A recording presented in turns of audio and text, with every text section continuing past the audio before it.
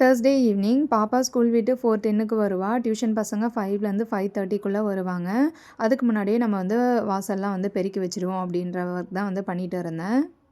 ரொம்ப வருஷமா வாங்கணும்னு நினச்சிட்டு இருந்த ஒரு பொருள் தான். அது இன்னைக்கு தான் ஆசை நிறைவேறியிருக்குன்னே சொல்லலாம். வீட்டுக்கு ரொம்பவே அத்தியாவசியமான பொருள். அது இல்லைன்னா கை உடஞ்சிரும்னே சொல்லலாம். வேறு எதுவும் இல்லைங்க, மிக்ஸி தான். இது என்னுடைய பழைய மிக்ஸி.